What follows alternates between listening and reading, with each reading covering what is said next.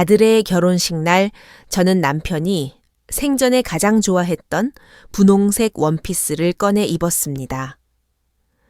그날만큼은 세상에서 가장 행복한 어머니가 될 줄 알았지요. 하지만 정성껏 준비한 그 결혼식이 제 인생에서 가장 비참한 전환점이 될 줄은 꿈에도 몰랐습니다. 그들은 그렇게 환하게 웃고 있었지만 그 웃음 속에 제가 설 자리는 없었습니다. 며느리는 마치 의무를 다하듯 건조하게 어머니라 부르며 패백수를 올렸는데 그 목소리는 낯선 사람보다 더 차가웠습니다. 그 순간 저는 깨달았습니다.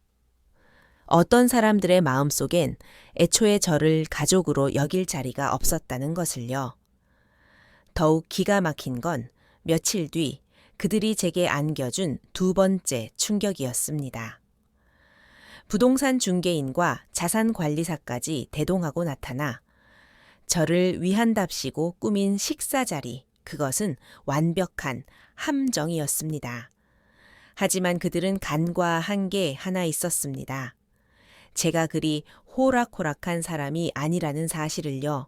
결혼식장에서 저에게 모멸감을 주었던 그 순간부터 그들은 이미 모든 것을 잃은 것이나 다름없었습니다.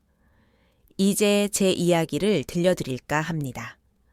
제 이름은 임수란, 올해 57입니다. 아들 석훈이의 결혼식 날 저는 지금도 잘한 일인지 잘못한 일인지 모를 결정을 하나 내렸습니다. 바로 남편 동훈 씨가 떠나며 남겨준 15억 원의 사망보험금 토를 며느리와 아들에게 철저히 숨긴 것입니다.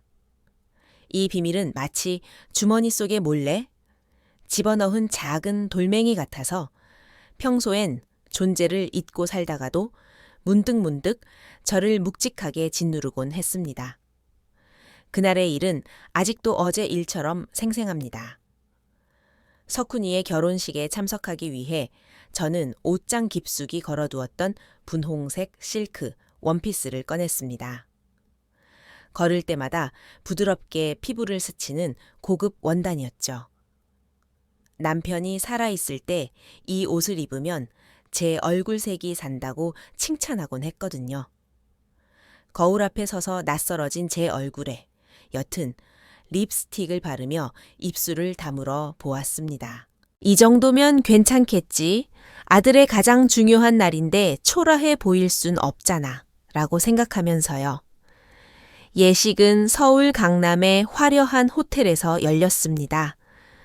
천장의 샹들리에는 눈을 뜰 수 없을 만큼 눈부셨죠. 저는 혼자 일찍 도착했습니다.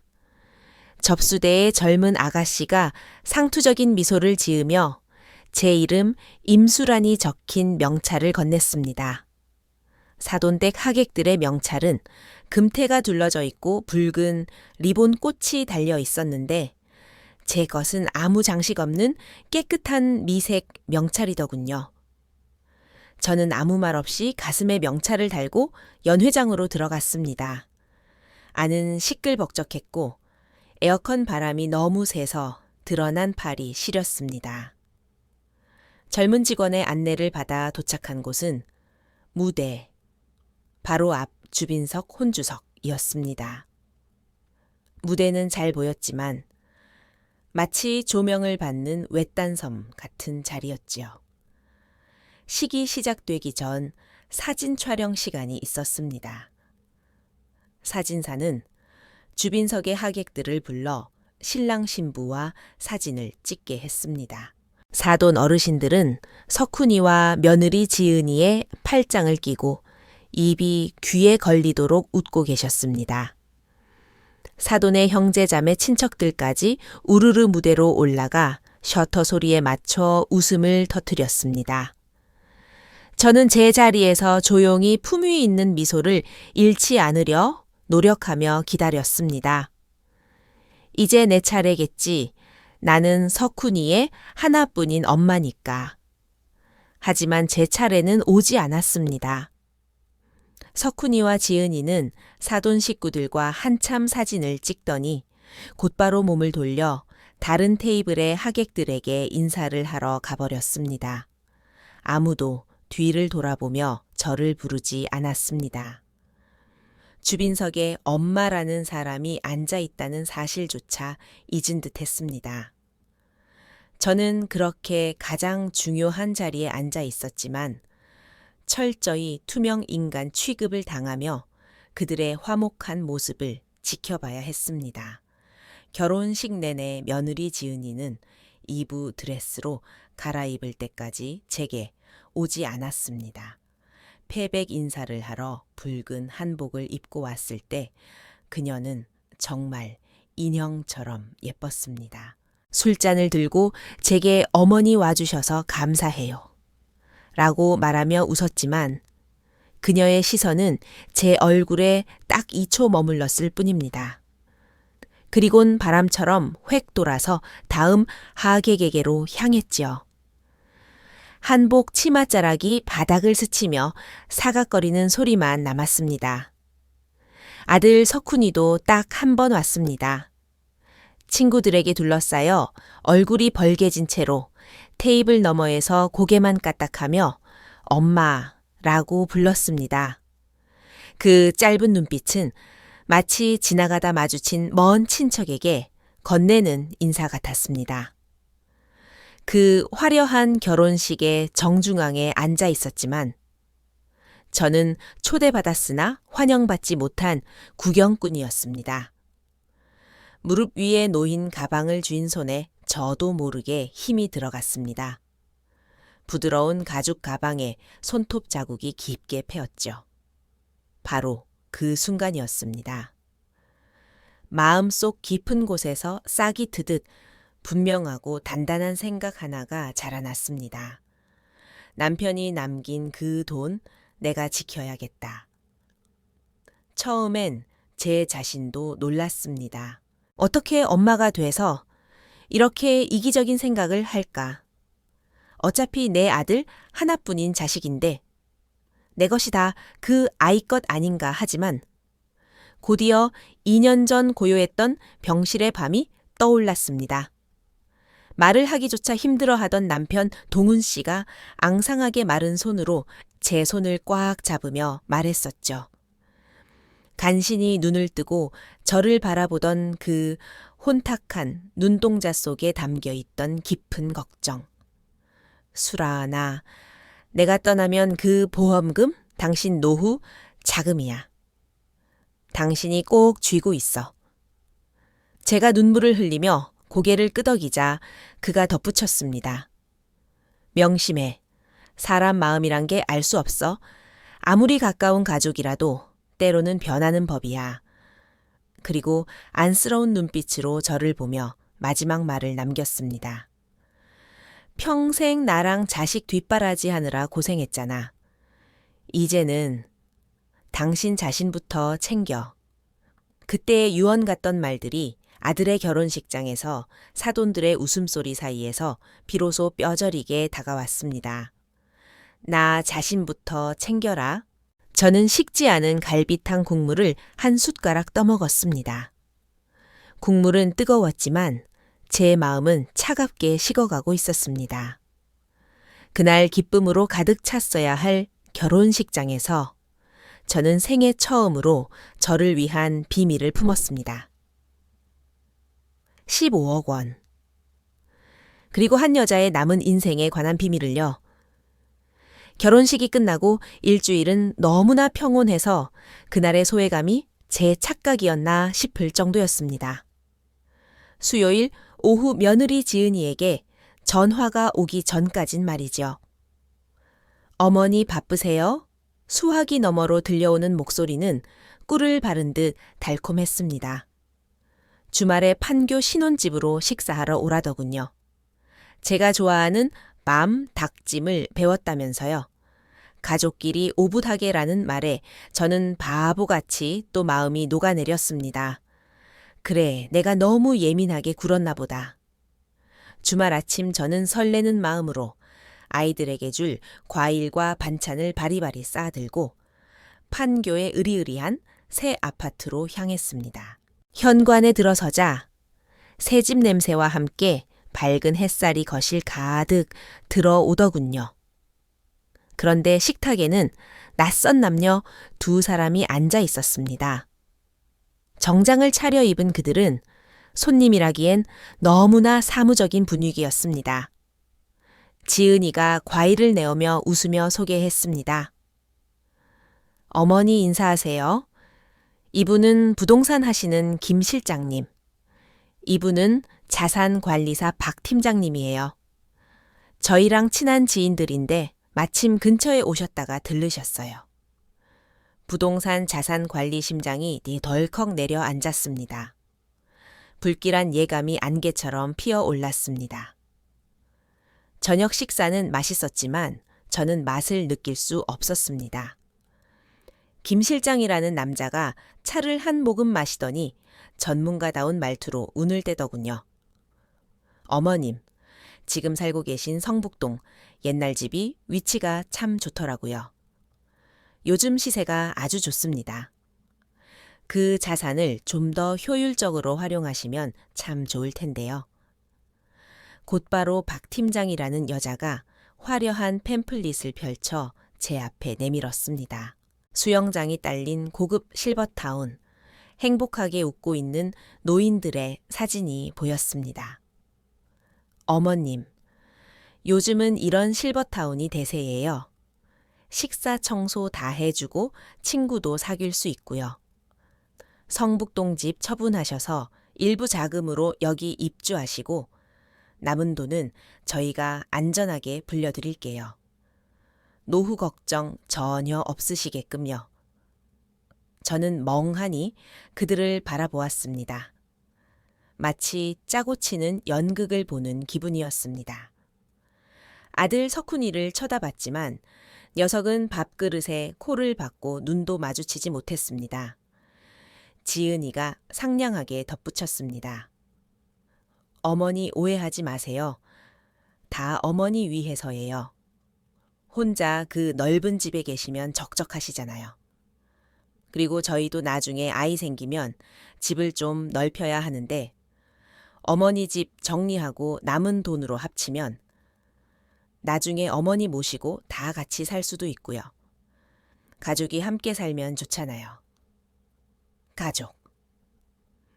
이번엔 그 단어가 가시처럼 제 심장을 찔렀습니다.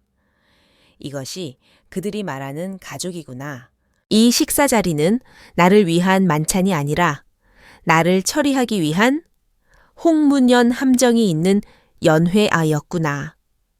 그들은 이미 제 인생을 자기들 마음대로 설계해 두었습니다. 남편과 평생 일궈온 집을 팔아 저를 낯선 곳으로 치워버리고 남은 돈으로 자기들의 미래를 꾸미려는 계획.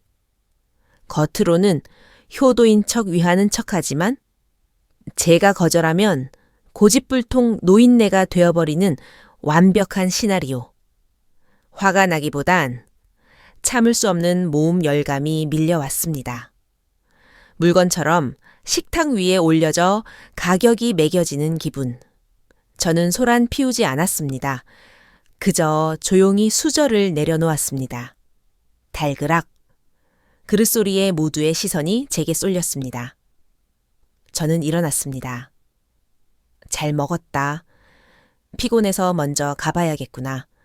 지은이의 미소가 굳어졌습니다. 어머, 벌써요. 후식도 안 드셨는데. 석훈이도 그제야 고개를 들고 입을 벙긋거렸지만 아무 말도 하지 못했습니다. 저는 뒤도 돌아보지 않고 그 집을 나왔습니다. 그날 밤부터 저는 불면증에 시달렸습니다.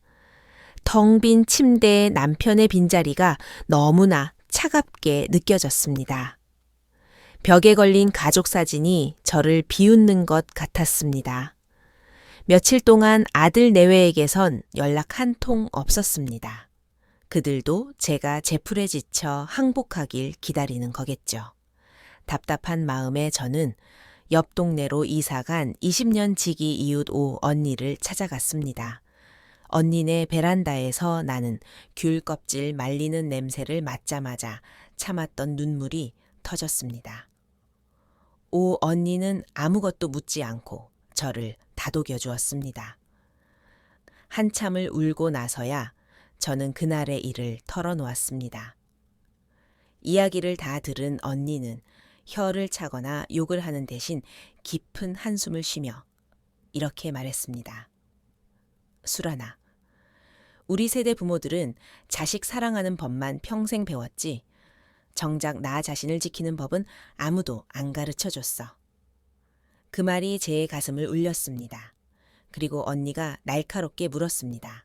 근데 수라나 석훈이가 최근에 너한테 돈 달라는 소리 안 했니? 그 질문에 잊고 있던 기억 하나가 튀어올랐습니다. 1년 전 결혼 전에 석훈이가 주식 투자를 한다며 5천만 원을 빌려갔던 일. 반년 안에 이자까지 쳐서 갚겠다던 그 돈. 그 뒤로 감감무소식이었던 그 돈.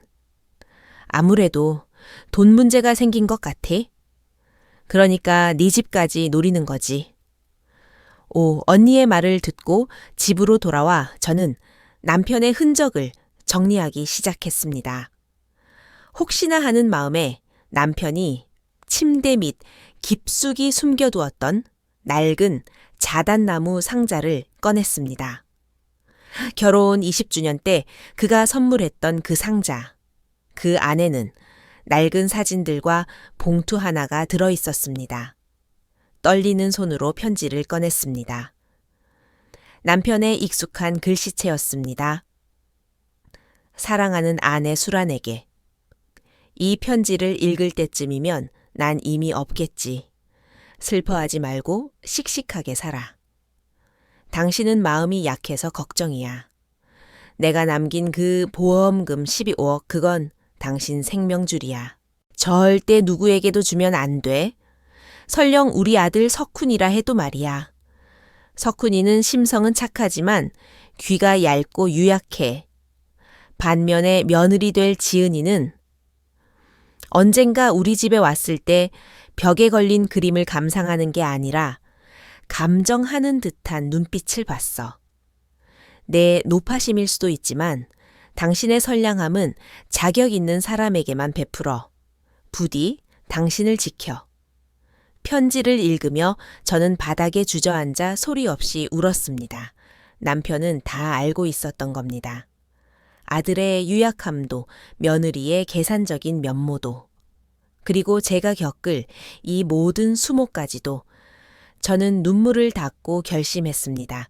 더 이상 약해지지 않겠다고. 다음 날 오 언니의 조카인장 변호사를 찾아갔습니다. 젊지만 믿음직한 장 변호사는 제 이야기를 듣고 유언, 대용, 신탁을 제안했습니다. 재산을 금고에 넣어두고 제가 정한 규칙대로만 쓸 수 있게 만드는 제도라고 하더군요. 아들이라 해도 함부로 손댈 수 없는 가장 안전한 방법. 저는 며칠에 걸쳐 복잡한 서류를 준비하고 마침내 신탁 계약서에 서명했습니다. 임수란. 마지막 획을 긋는 순간 마음을 짓누르던 바위가 사라진 듯 했습니다. 며칠 뒤 예상대로 며느리에게서 전의화가 왔습니다. 이번엔 울먹이는 목소리였습니다. 친정집이 태풍 피해를 봐서 부모님이 오갈 데가 없다는 너무나 그럴듯한 거짓말. 집을 팔아 그 돈을 좀 빌려달라는 뻔한 레퍼토리. 저는 차분하게 말했습니다. 집안에 큰일이 생겨서 고생이 많구나. 하지만 집 파는 게 채소 사는 것도 아니고 좀 더 생각해보마. 그리고 주말 아들과 며느리가 예고도 없이 들이닥쳤습니다. 며느리는 서류 봉투를 내밀며 흥분한 목소리로 말했습니다.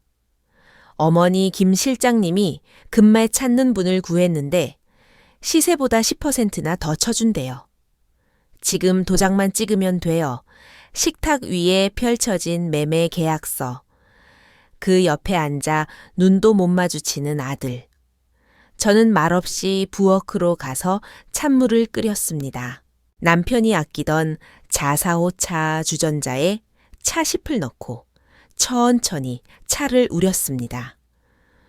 고요한 거실에 물 따르는 소리만 청명하게 울려 퍼졌습니다. 차 2잔을 그들 앞에 놓고 저는 준비해둔 두툼한 파일 하나를 매매 계약서 위에 툭 올려놓았습니다. 석훈아, 지은아, 더 이상 애쓸 필요 없다. 저는 찻잔을 들어 입술을 축이며 담담하게 말했습니다.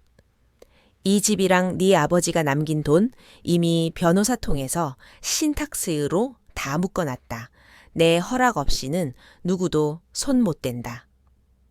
며느리의 얼굴이 백지장처럼 하얗게 질렸습니다. 아들이 떨리는 손으로 파일을 열어보더니 고개를 푹 숙였습니다. 거실을 채운 침묵은 그 어떤 고함보다 강력했습니다. 저는 침묵이 이렇게 무서운 무기가 될 수 있다는 걸 처음 알았습니다. 그들은 도망치듯 돌아갔고 며칠 뒤 이웃을 통해 들으니 밤새 부부싸움을 하고 며느리가 짐을 싸서 나갔다고 하더군요. 그리고 며칠 후 비참한 몰골의 아들이 혼자 찾아와 무릎을 꿇었습니다. 그는 1년 전 빌려간 돈을 코인 투자로 다 날렸고 대부 업체 빚까지 끌어다 써서 빚이 2억 원이 넘었다고 고백했습니다. 며느리와 짜고 제 재산을 미리 당겨 쓰려 했다는 사실까지 전부 실토하며 엉엉 울더군요. 어머니 돈은 어차피 다 제 것이 될 거니까 미리 좀 쓰는 건 불효가 아니라고. 지은이가 어차피 다 제 것이 될 거니까. 그 말이 제 가슴 속 마지막 남은 미련을 끊어냈습니다. 저는 방에 들어가 통장을 하나 꺼내 아들 앞에 던졌습니다. 여기 5천만 원 들어있다. 이걸로 급한 불부터 꺼라. 단 이건 주는 게 아니라 빌려주는 거다. 이자는 안 받겠지만 원금은 내 힘으로 갚아라. 그리고 그 여자랑은 이혼해라. 널 구렁텅이로 미는 사람은 가족이 아니다. 그날 이후 저는 다시 태어난 기분으로 살고 있습니다. 집 뒷마당을 갈아엎어 꽃밭을 만들었습니다. 매일 아침 물을 주고 잡초를 뽑습니다. 문화센터 꽃꽂이 수업도 등록해서 친구들도 사귀었고요. 아들은 이혼 후 작은 월세방을 얻어 빚을 갚으며 성실하게 살고 있습니다. 가끔 주말에 들러 저와 마당의 잡초를 뽑곤 합니다. 우리는 예전처럼 살갑게 대화하진 않습니다. 우리 사이엔 보이지 않는 벽이 생겼지만 오히려 지금의 이 적당한 거리감이 편안하게 느껴지기도 합니다. 햇볕에 그을린 아들의 등을 보며 저는 생각합니다. 인생이란 결국 놓아주는 법을 배우는 과정이라고. 자식을 놓아주고 나 자신을 올가매던 굴레를 놓아주는 것. 오늘 제 이야기는 여기까지입니다. 여러분이라면 벼랑 끝에 몰린 자식에게 어떻게 하셨을까요? 깨진 신뢰는 다시 붙을 수 있을까요? 여러분의 생각과 경험을 댓글로 나눠주세요. 감사합니다.